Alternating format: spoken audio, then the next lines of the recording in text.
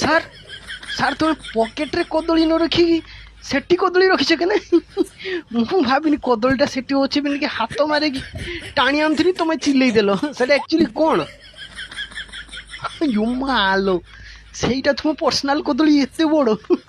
ମୁଁ ଭାବିନି ସେଟା ଅରିଜିନାଲ କଦଳୀ, ଦେଖିବାକୁ ସେଟା ତୁମ ପର୍ସନାଲ କଦଳୀ। ଭାଗ୍ୟ ଭଲ ମୁଁ ଧୀରେକି ଟାଣିଥିଲି, ଯଦି ଜୋରିକି ଟାଣିକି ଛିଡ଼ି ଆଣିଥାନ୍ତି ନା ତମେ ଲାଇଫ୍ ସାରା ପାଇଁ ଲିଙ୍ଗ ଛେଉଣ୍ଡ ହେଇଥାନ୍ତା।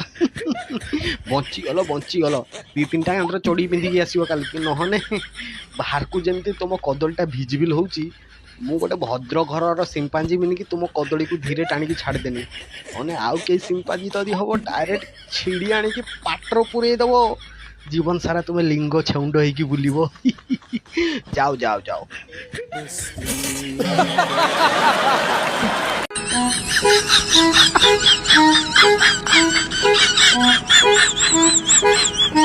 আরে গাইস গাইস দেখুଛ କିସ, ମୁଁ ହେଲି ଡଗେସ୍। ଗାଣ୍ଡି ମାରି କରିଦିଏ ସମସ୍ତଙ୍କର ସବୁ ଶେଷ। କିନ୍ତୁ ଯେତେବେଳେ ମୋ ଗାର୍ଲଫ୍ରେଣ୍ଡକୁ କହିଲି ଧନ ଆଇ ଲଭ୍ ୟୁ, ସିଏ ମୋତେ କହିଲା you fucking idiot dogs, you don't have any civic sense. ରାସ୍ତାଘାଟରେ ଯେଇଠି ନାହିଁ ସେଇଠି ଠେଙ୍ଗ ଟେକି ଦେଇକି ମୁତି ଦେଉଛ, ଦିନ ସାରା ନଙ୍ଗଳା ହେଇକି ପେଳଟା ଉଳି ଦେଇକି ବୁଲୁଛ। ମୁଁ ତୁମକୁ ଭଲ ପାଇବି? ନା ନା, ମୁଁ ତାକୁ ହିଁ ଭଲ ପାଇବି ଯିଏ ଡେଲି ଜିମ୍ କରୁଥିବ, ଯାହା ପାଖରେ ପଇସା ଥିବ, ଆଉ ମୋଷ୍ଟ ଇମ୍ପୋର୍ଟାଣ୍ଟ ଯାହାର ସିକ୍ସ ପ୍ୟାକ୍ ଥିବ। ମୁଁ ତାକୁ ହିଁ ଭଲ ପାଇବି। ଏକଥା ଶୁଣିକି ମୋ କୁଳି ପୁରା ତାଳୁକାକୁ ଉଠିଗଲା ରାଗରେ।